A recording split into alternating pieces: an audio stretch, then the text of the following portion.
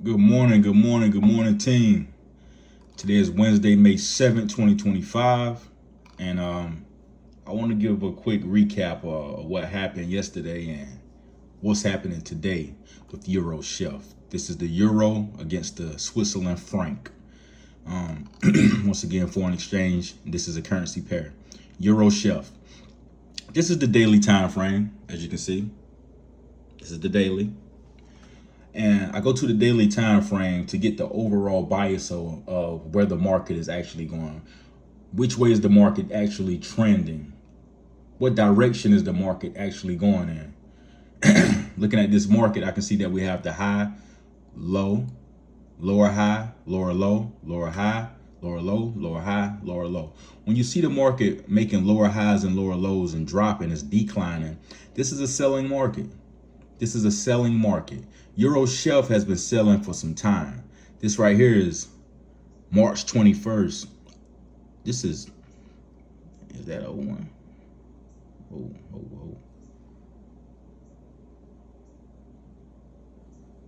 This is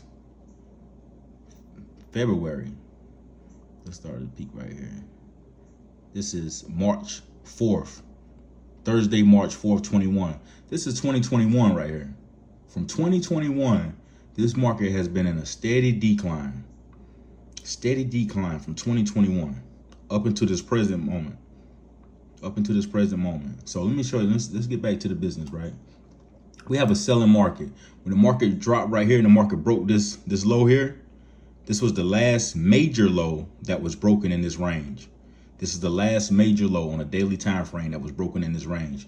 Once that major low was broken, it's indicating that the market is still have selling power, that sellers are still in the market, and the market is steady on a decline. People are still short in the market, right? So the market rebalance, came up, swept liquidity, gained momentum, and then here we have a failure to close, right?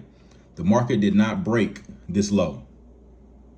The market broke this low, failed to break this low.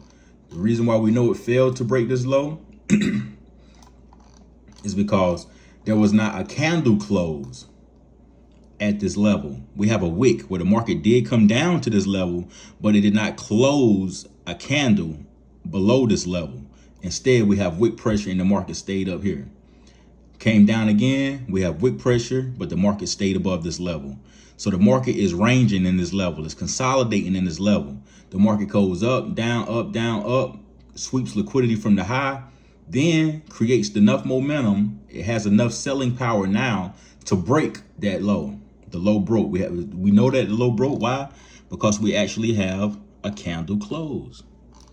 See? We have a candle close on this level. So the market broke, indicating to us, the retail trader, that this EURCHF market still have a lot of selling power and this EURCHF market still wants to sell.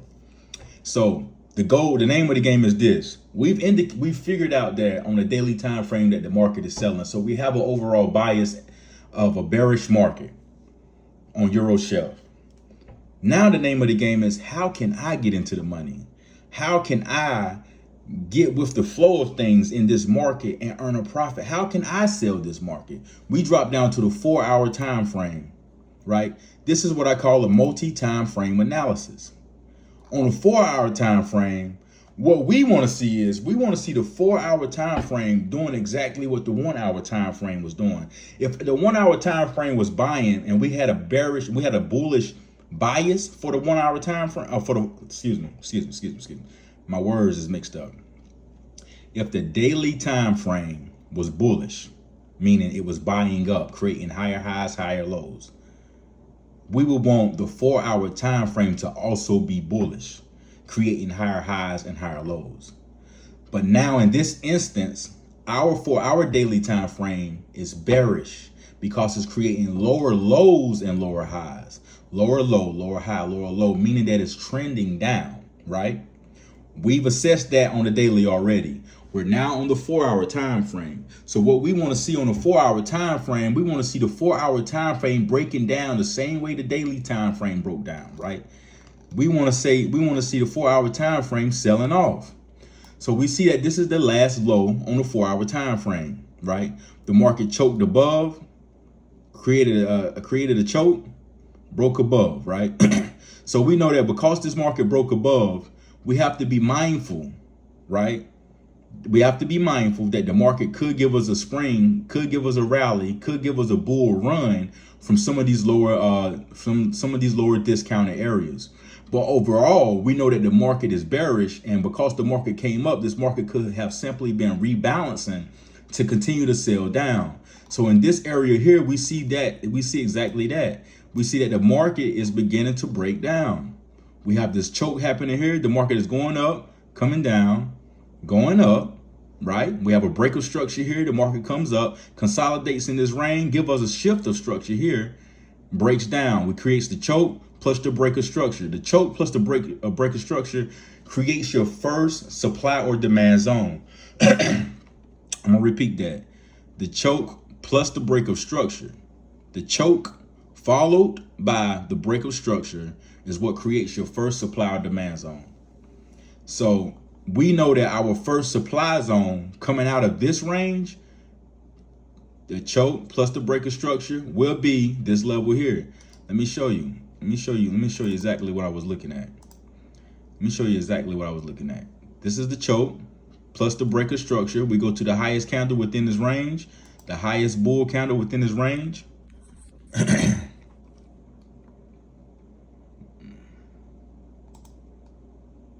And we create our supply, right?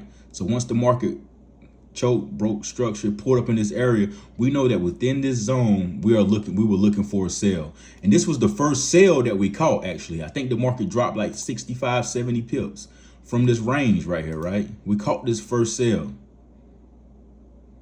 Bam. 77 pips from that medium area right there. 71 pips. We caught that first range. That was last week. We caught that.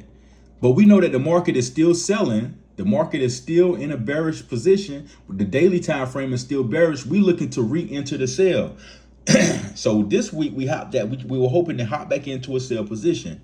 So after the market ended up breaking, the market ended up coming to this low, right? I'm saying to myself, how can I get back into this market? We dropped down to the 1 hour. How can I get back into this market? Last week we had a phenomenal week. Snatched about 70 pips off of this trade. This week we looking to secure the bag again. How can I get back into the money? Okay. So we see here within this area is a large accumulation. Excuse me. We see in this area is a large accumulation, right? We get the break. The market pulls up, the market breaks. Now, I had marked up this zone right here as my sell zone, right?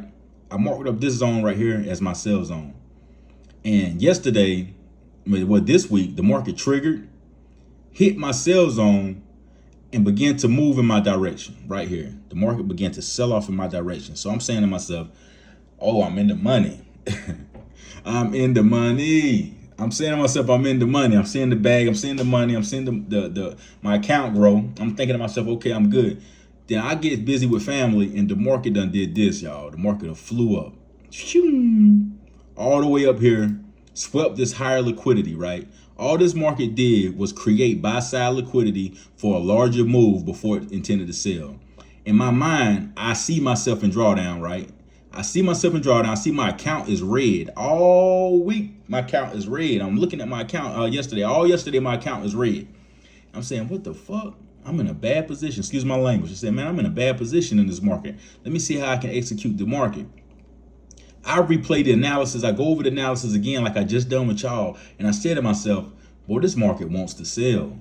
And because of my understanding of the market, I held this position while it was in the red. I held it in the red. That's a bad practice. That's not something that you're supposed to do, but I held it in the red. And right now I'm back in the blue. I'm back in the money because the market is doing exactly what I felt like it was going to do. But the market has a tendency to stop hunting, get people out of the market before the big move is made. I know that there's large money makers in this market. This foreign exchange market is the largest market in the world, trading over $6 trillion a day. Let me repeat that. The foreign exchange market is the largest market in the world, trading $6 trillion a day. A day is 10 times larger than Wall Street, what everybody is familiar with, that's trading around about 300 billion a day. Wall Street trades around about 300 billion a day. Foreign exchange, 6 trillion. That's the difference in how large the market is. Okay. So I know there's a lot of money being moved to this market. I know the banks want to manipulate price. I know that it's not going to be a perfect execution every time, but my overall assessment of the market was telling me that the market was going to go bearish. So I held my position and I'm back in profit again. That's not a good practice, but it is what it is. So I am expecting this market to continue to drop, just to give you a few understanding. Sorry for this long message, man, but when I get to a point where I know that the people understand what I'm looking at and it makes sense to them, I stop breaking it down as much as I'm breaking it down. But I know this material is a new material to a lot of people, and a lot of people are not aware of how the market moves, what it is that they're looking at. They don't know nothing about the candlesticks, the price patterns, the accumulation, the distribution. They don't know much about the market. So I'm giving you a little understanding on as I go on why I'm holding the market and why I'm doing the things that I'm doing. But I am going to take profit at this level. This level down here, I'm planning to take profit at the 92.749 level. And I am expecting the market to continue to sell from here. But I'm gonna go ahead and take my profit down this on this level right here, secure the bag, and live to fight another week. Y'all stay blessed. I'll catch you next week.